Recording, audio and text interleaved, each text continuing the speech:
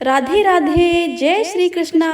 सोनी व्रत कथाएं चैनल की तरफ से आप सभी का हार्दिक स्वागत है। आज गुरुवार के दिन आप सभी सुनेंगे बृहस्पति देव की बहुत ही दुर्लभ कथा।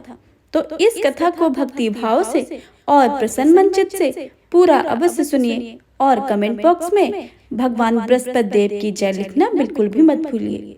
आइए प्रेम से सुनते हैं बृहस्पति देव की कथा। प्रेम से बोलिए बृहस्पति देव महाराज की जय। भारतवर्ष में एक प्रतापी और दानी राजा राज्य करता था। वह नित्य गरीबों और ब्राह्मणों की सहायता करता था। यह बात उसकी रानी को अच्छी नहीं लगती थी। वह ना ही गरीबों को दान देती थी और ना ही भगवान के पूजन करती थी और राजा को भी दान देने से मना किया करती थी। एक दिन राजा शिकार खेलने वन को गए हुए थे तो रानी महल में अकेली थी। उसी समय बृहस्पति देव साधु वेश में धारण करके राजा के महल में भिक्षा लेने के लिए गए और भिक्षा मांगी। रानी ने भिक्षा देने से इनकार किया और कहा कि हे साधु महाराज, मैं तो दान पुण्य से तंग आ गई हूँ। मेरे पति सारा दिन धन लुटाते फिरते रहते हैं। ऐसी इच्छा है कि हमारा धन नष्ट हो जाए और ना ही रहेगा बांस ना ही बजेगी बांसुरी। साधु ने कहा, देवी तुम तो बड़ी ही विचित्र हो। धन संपत्ति सभी चाहते हैं। पुत्र और लक्ष्मी तो पापी के घर में भी होनी चाहिए। यदि तुम्हारे पास धन अधिक है तो भूखे को भोजन दो, प्यासे के लिए प्याऊ बनवाओ, मुसाफिरों के लिए धर्मशाला खुलवाओ। जो निर्धन अपनी कुंवारी कन्याओं का विवाह नहीं कर सकते उनका विवाह करा दो। ऐसा और कई काम हैं जिनके करने से तुम्हारा यश लोक और परलोक में फैलेगा। परंतु रानी पर उपदेश का कोई प्रभाव नहीं पड़ा। वह बोली, महाराज आप मुझे न समझाएं। मैं ऐसा धन नहीं चाहती हूँ कि जो मैं हर जगह बांटती फिरूं। साधु ने उत्तर दिया, यदि तुम्हारी ऐसी इच्छा है तो तथास्तु। तुम ऐसा करना कि बृहस्पतिवार को घर लीपकर पीली मिट्टी से अपना सिर धोकर स्नान करना, भट्टी चढ़ाकर कपड़े धोना।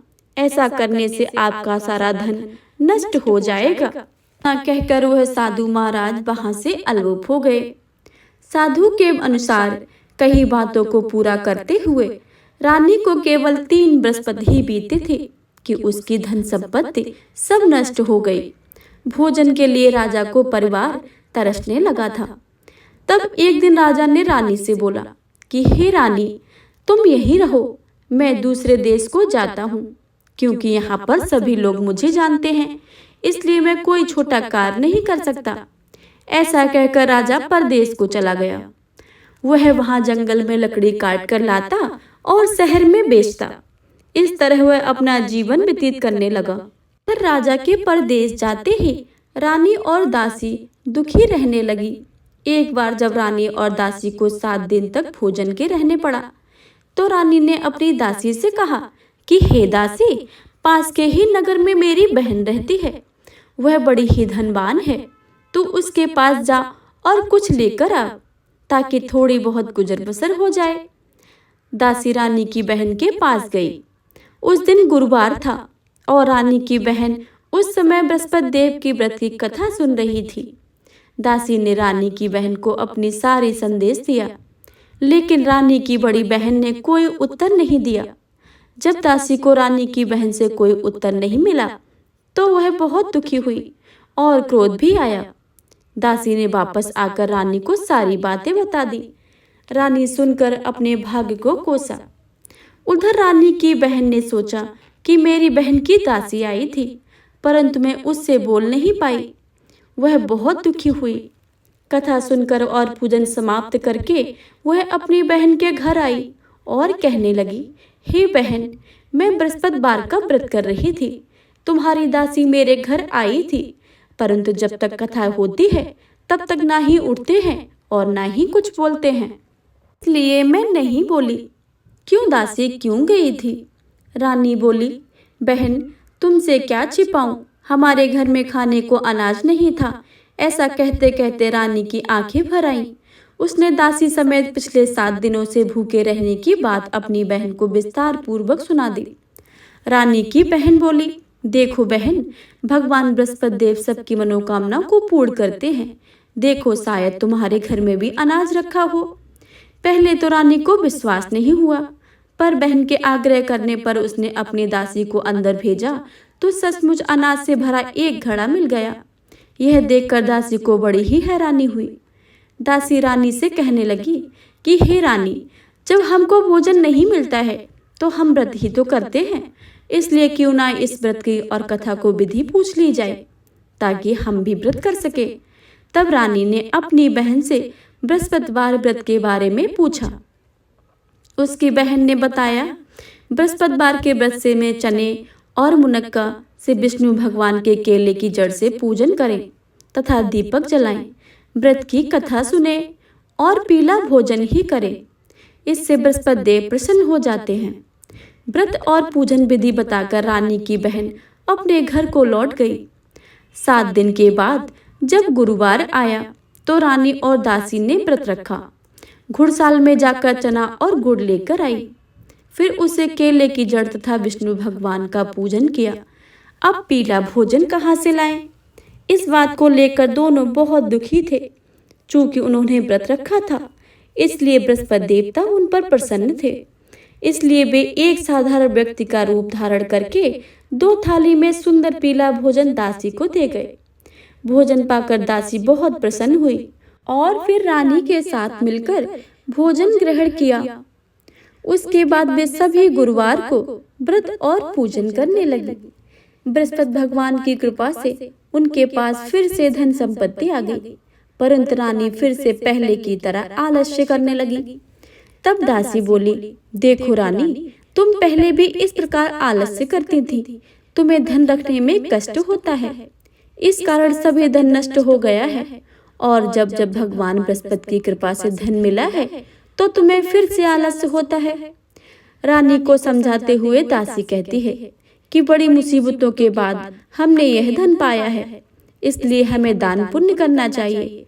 भूखे मनुष्य को भोजन कराना चाहिए और धन को शुभ कार्यों में खर्च करना चाहिए, जिससे तुम्हारे कुल को यश बढ़ेगा, स्वर्ग की प्राप्ति होगी और पितृ भी प्रसन्न होंगे। दासी की बात मानकर रानी अपना धन शुभ कार्यों में खर्च करने लगी, जिससे पूरे नगर में उसका यश फैलने लगा। एक दिन राजा दुखी होकर जंगल के एक पेड़ के नीचे आसन जमाकर बैठ गए। वह अपनी दशा को याद करके व्याकुल होने लगे। बृहस्पतिवार का दिन था। एकाएक उसने देखा कि निर्जन वन में एक साधु प्रकट हुए। वह साधु वेश में स्वयं बृहस्पति देवता थे। लकड़हारे के सामने आकर बोले, हे लकड़हारे, इस सुनसान जंगल में तू चिंतामग्न क्यों बैठा है? लकड़हारे ने दोनों हाथ जोड़कर प्रणाम किया और उत्तर दिया, महात्मा जी, आप सब कुछ जानते हैं, मैं क्या करूं? यह कहकर रोने लगे और साधु को अपनी आत्मकथा सुनाई। महात्मा जी ने कहा कि तुम्हारी स्त्री ने बृहस्पति के दिन बृहस्पति भगवान का निरादर किया था, जिसके कारण रुष्ट होकर उन्होंने तुम्हारी यह दशा की है।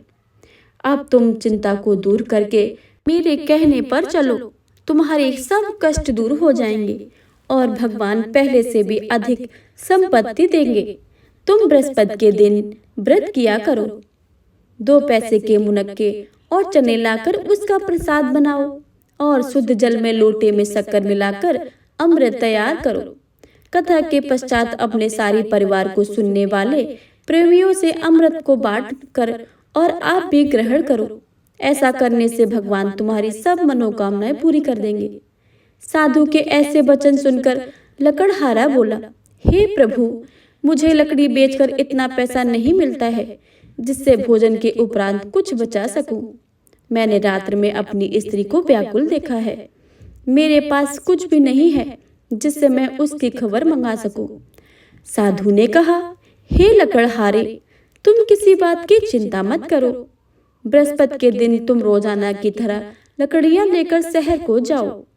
तुमको रोज से दुगना धन प्राप्त होगा, जिससे तुम भली भांति भोजन कर लोगे और बृहस्पति देव की पूजा का सामान भी ले आओगे। इतना कहकर साधु अंतर ध्यान हो गए। धीरे धीरे समय व्यतीत होने पर वही बृहस्पतिवार का दिन आया। लकड़हारा जंगल से लकड़ी काट कर किसी शहर में बेचने गया। उसे उस दिन में अधिक पैसा मिला। राजा ने गुड़ चना आदि लाकर गुरुवार का व्रत किया। उस दिन से उसके सभी कलेश दूर हो गए। परंतु जब दोबारा गुरुवार का दिन आया तो बृहस्पति देव का व्रत करना ही भूल गया। इस कारण बृहस्पति भगवान नाराज हो गए। उस दिन उस नगर के राजा ने विशाल यज्ञ का आयोजन किया तथा शहर में यह घोषणा करवा दी कि कोई भी मनुष्य अपने घर में भोजन न बनाए, न ही आग जलाए। समस्त जनता मेरे यहाँ भोजन करने आए। इस आज्ञा को न मानने वाले उसे फांसी की सजा दी जाएगी। इस तरह की घोषणा संपूर्ण नगर में करवा दी गई। राजा की आज्ञा के अनुसार शहर के सभी लोग भोजन करने गए, लेकिन लकड़हारा कुछ देर में पहुंचा। इसलिए राजा उसको साथ अपने घर ले गए और ले जाकर भोजन करा रहे थे तो रानी की दृष्टि उस खूंटी पर पड़ी जहां उसका हार लटका हुआ था। वह वहां पर दिखाई नहीं दिया तो रानी ने निश्चय किया कि मेरा यह हार इस मनुष्य ने चुरा लिया है। उसी समय सिपाहियों को बुलाकर उसको कारागार में डलवा दिया। जब लकड़हारा कारागार में पड़ गया और बहुत दुखी होकर विचार करने लगा कि ना जाने कौन से पूर्व जन्म के कर्म मुझे यह दुख प्राप्त हुआ है, और उसी साधु को याद करने लगा जो कि उसे जंगल में मिला था। उसी समय तत्काल बृहस्पति देव साधु के रूप में प्रकट हुए और उसकी दशा को देखकर कहने लगे, अरे मूर्ख, तूने बृहस्पतिवार की कथा नहीं करी है, इस कारण तुझे दुख प्राप्त हुआ है। अब चिंता मत कर, बृहस्पतिवार के दिन कारागार के दरवाजे पर 4 पैसे पड़े मिलेंगे। उनसे तू बृहस्पति देव की पूजा करना, तेरे सभी कष्ट दूर हो जाएंगे। बृहस्पति के दिन उसे 4 पैसे मिले। लकड़हारे ने कथा कही। उसी रात्र को बृहस्पति देव ने उस नगर के राजा को स्वप्न में कहा, हे राजा, तुमने जिस आदमी को कारागार में बंद कर दिया है वह निर्दोष है, वह राजा है, उसे छोड़ देना। रानी का हार उसी खूंटी पर लटका था। अगर तू ऐसा नहीं करेगा तो मैं तेरा राज्य को नष्ट कर दूंगा। इस तरह रात्र के स्वप्नों को देखकर राजा प्रातःकाल उठा और खूंटी पर हार देखकर लकड़हारे को बुलाकर क्षमा मांगी और लकड़हारे को योग्य सुंदर वस्त्र आभूषण देकर विदा कर दिया। बृहस्पति देव की आज्ञा के अनुसार लकड़हारा अपने नगर को चल दिया। राजा जब अपने नगर के निकट पहुंचा तो उसे बड़ा ही आश्चर्य हुआ।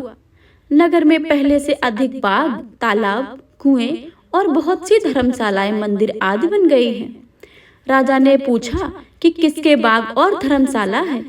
तब नगर के सब लोग कहने लगे, यह रानी और बांदी के हैं। तो राजा को आश्चर्य हुआ और बहुत गुस्सा भी आया। तब रानी ने यह खबर सुनी कि राजा आ रहे हैं तो उन्होंने बांदी से कहा कि हे दासी, देख राजा हमको कितनी बुरी हालत में छोड़ गए थे। हमारी ऐसी हालत देखकर वह लौट ना जाएं, इसलिए तू दरवाजे पर खड़ी हो जा। आज्ञा के अनुसार दासी दरवाजे पर खड़ी हो गई। राजा आए तो उन्हें अपने साथ लिवा लाई। तब राजा ने क्रोध में आकर अपनी रानी से पूछा कि यह धन तुम्हें कैसे प्राप्त हुआ है। तब उन्होंने कहा कि यह हमें धन बृहस्पति देव के व्रत करने के प्रभाव से प्राप्त हुआ है। राजा ने निश्चय किया कि 7 रोज के बाद जो सभी बृहस्पति देव का पूजन करते हैं, परंतु मैं प्रतिदिन दिन में 3 बार कहानी कहूंगा, रोज व्रत किया करूंगा। अब हर रोज समय राजा के दुपट्टे में चने की दाल बंधी रहती थी और दिन में 3 बार कहानी कहते थे। एक रोज राजा ने विचार किया कि चलो अपनी बहन के घर वहां आए। इस तरह निश्चय करके राजा घोड़े पर सवार होकर अपनी बहन के यहाँ को चलने लगा। मार्ग में उसने देखा कि कुछ आदमी एक मुर्दे को लिए जा रहे थे। उन्हें रोककर राजा कहने लगा, अरे भाइयों, मेरे बृहस्पति देव की कथा को सुन लो। वे बोले, हमारा तो आदमी मर गया है और इसको अपनी कथा की पड़ी है। परंतु कुछ आदमी बोले, अच्छा कहो, तुम्हारी कथा को भी सुनेंगे। राजा ने दाल निकाली और कथा आधी हुई तो मुर्दा हिलने लग गया, और जब कथा समाप्त हो गई तो राम राम कहकर मनुष्य उठकर खड़ा हो गया। आगे मार्ग में उसे एक किसान खेत में हल चलाता हुआ मिला। राजा ने उसे देखकर और उससे बोले, अरे भाई, मेरे बृहस्पति देव की कथा को सुन लो। किसान बोला, जब तक मैं तेरी कथा सुनूंगा तब तक 4 हरिया जोत लूंगा। जा अपनी कथा किसी और को ही सुनाना। इस तरह राजा आगे चलने लगा। राजा के हटते ही बैल पछाड़ खाकर गिर गए और किसान के पेट में बड़ी जोर से दर्द होने लगा। उस समय उसकी माँ रोटी लेकर आई थी। उसने जब यह देखा तो अपने पुत्र से सारा हाल पूछा और बेटे ने भी सब हाल कह दिया। तो बुढ़िया माई दौड़ी दौड़ी उस घुड़सवार के पास गई और उससे बोली कि मैं तेरी कथा सुनूंगी, तू अपनी कथा मेरे खेत पर चलकर ही कहना। राजा ने बुढ़िया के खेत पर जाकर कथा कही, जिसके सुनते ही बैल उठ खड़े हुए और किसान के पेट का दर्द भी बंद हो गया। राजा अपनी बहन के घर पहुंचा। बहन ने भाई की खूब मेहमानी की। दूसरे रोज प्रातःकाल राजा जब जगा तो वह देखने लगा कि सब लोग भोजन कर रहे हैं। राजा ने अपनी बहन से कहा, ऐसा कोई मनुष्य है कि जिसने भोजन नहीं किया हो? मेरे बृहस्पतिवार की कथा को सुन ले। बहन बोली, हे भैया, यह ऐसा देश है कि पहले यहाँ लोग भोजन करते हैं, बाद में अन्य काम करते हैं। अगर कोई पड़ोस में है तो मैं देख आऊं। वह ऐसा कहकर देखने चली गई, परंतु उसे कोई ऐसा व्यक्ति नहीं मिला जिसने भोजन न किया हो। अतः वह एक कुमार के घर गई जिसका लड़का बीमार था। उसे मालूम हुआ कि उनके यहाँ 3 रोज से किसी ने भोजन नहीं किया है। रानी अपने भाई की कथा सुनने के लिए कुम्हार से यहाँ तैयार हो गया। राजा ने जाकर बृहस्पतिवार की कथा कही और जिसको सुनकर उसका लड़का ठीक हो गया। अब तो राजा की प्रशंसा होने लगी। एक रोज राजा ने अपनी बहन से कहा कि हे बहन, हम अपने घर को जाएंगे, तुम भी तैयार हो जाओ। राजा की बहन ने अपनी सास से कहा। सास ने कहा कि हाँ चली जा, परंतु अपने लड़के को मत ले जाना, क्योंकि तेरे भाई की कोई औलाद नहीं है। बहन ने अपने भैया से कहा, हे भैया, मैं तो चलूंगी पर मेरा बालक नहीं जाएगा। राजा बोला, जब बालक नहीं जाएगा तो तू भी क्या करेगी? बड़े दुखी मन से राजा अपने नगर को लौट आया। राजा ने अपनी रानी से कहा, हम निर्वंशी हैं, हमारा मुंह देखने का धर्म नहीं है और कुछ भोजन आदि नहीं किया। रानी बोली, हे प्रभु, बृहस्पति देव ने हमें सब कुछ दिया है और हमें औलाद भी अवश्य ही देंगे। उसी रात को बृहस्पति देव ने राजा के स्वप्न में कहा, हे राजा, उठ, सभी सोच त्याग दे, तेरी रानी गर्भ से है। राजा की यह बात सुनकर बहुत ही बड़ी खुशी हुई। 9वें महीने में उसके गर्भ में एक सुंदर पुत्र पैदा हुआ। तब राजा बोला, हे रानी, स्त्री बिना भोजन के रह सकती है, पर बिना कहे नहीं रह सकती है। जब मेरी बहन आए तो तुम उससे कुछ मत कहना। रानी ने सुनकर हाँ कर दिया। जब राजा की बहन ने शुभ समाचार सुना तो वह बहुत खुशी हुई और बधाई लेकर अपने भाई के घर आई। तभी रानी ने कहा, घोड़ा चढ़कर तो नहीं आई, गधा चढ़ी आई है। राजा की बहन बोली, भाभी, मैं इस प्रकार न कहती तो तुम्हें औलाद कैसे प्राप्त होती? बृहस्पति देव ऐसे ही हैं, जैसी जिसकी मन में कामनाएं होती हैं सभी को पूर्ण करते हैं। जो सद्भावना पूर्वक बृहस्पतिवार का व्रत करते हैं एवं कथा को पढ़ते हैं अथवा सुनते हैं, दूसरे को सुनाते हैं, बृहस्पति देव उसकी सभी मनोकामना पूर्ण करते हैं। प्रेम से बोलिए, बृहस्पति भगवान की जय, विष्णु भगवान की जय। बृहस्पति देव की आरती। जय बृहस्पति देवा, ओम जय बृहस्पति देवा, छिन छिन भोग लगाऊं, कंदली फल मेवा। ओम जय बृहस्पति देवा, तुम पूर्ण परमात्मा, तुम अंतर्यामी, जगत पिता जगदीश्वर, तुम सबके स्वामी। ओम जय बृहस्पति देवा, चरणामृत निज निर्मल, सब पातक हरता, सकल मनोरथ दायक कृपा करो भरता। ओम जय बृहस्पति देवा। तन मन धन अर्पण करे जो जन शरण पड़े। प्रभु प्रकट तब हो करे आकर द्वार खड़े। ओम जय बृहस्पति देवा।